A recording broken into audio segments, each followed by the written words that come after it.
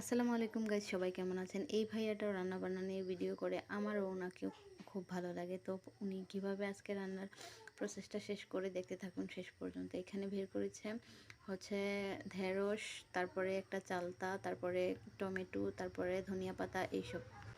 চলুন ওনার রান্নার প্রসেসটা দেখতে থাকি প্রথম থেকে শেষ পর্যন্ত। এখানে উনি ভাত বসিয়ে দিল, চালটা ধুয়ে তারপরে ভাতটা বসিয়ে দিল। এইদিকে হচ্ছে মাছ ভিজিয়ে রাখলো, এইদিকে হচ্ছে ঢেঁড়সগুলাকে ধুয়ে নিল ভালোভাবে।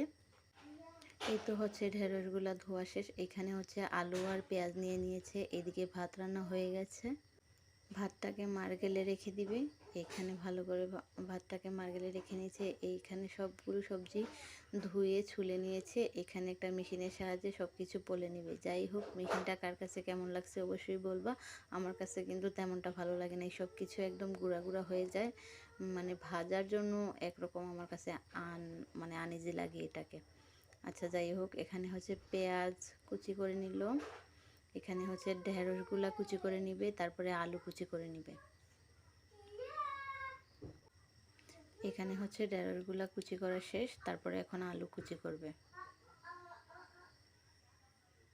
এই তো আলুগুলাকে ভালো করে কুচি করে নিল। তো দেখুন আলুগুলা একরকম ভর্তার মতো হয়ে গেছে। যাই হোক, ঢেঁড়স আর আলু এই প্রথম দেখলাম আমি কেউ যে এটা একসাথে ভাজি করে। এখানে হচ্ছে পেঁয়াজগুলো খুব সুন্দরভাবে ছিলে নিছে এই মেশিনটার সাহায্যে। এখানে ভাত হয়ে গেছে, তারপরে ধনিয়া পাতা কুটে রাখছে, তারপরে হচ্ছে টমাটো, কাঁচামরিচ এগুলা কেটে নিয়েছে। এখানে হচ্ছে বাগার দিতে বসিয়ে দিয়েছে, পেঁয়াজ কুচি দিল, তারপরে মশলা দিল, তারপরে টমেটো দিয়ে, তারপরে ওই কেটে রাখা ভেন্ডি আর আলু পলে রাখা ওইগুলো দিয়ে দিল। এই তো প্রায় ভাজিটা হয়ে আসছে। এই তো দেখুন কি সুন্দর ফাইনাল লুক আসছে। এখানে মাছগুলাকে ভালোভাবে ধুয়ে লবণ হলুদ দিয়ে ম্যারিনেট করে তারপরে তো ভালোভাবে ভেজে এই তো তুলে নিয়েছে।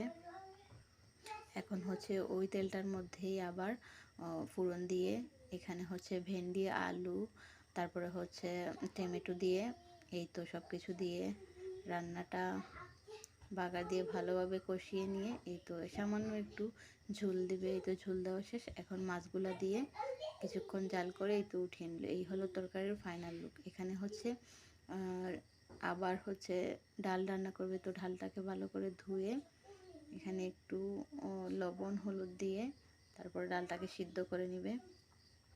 এখানে হচ্ছে চালতা আর টমেটো হয়তো ডালের মধ্যে দিবে, চালতা দিয়ে দিল। এখানে হচ্ছে টমেটো আর চালতা দিয়ে দিল।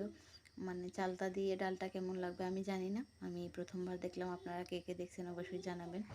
এখানে হচ্ছে ডালটাকে সাঁতলিয়ে নিবে। এই তো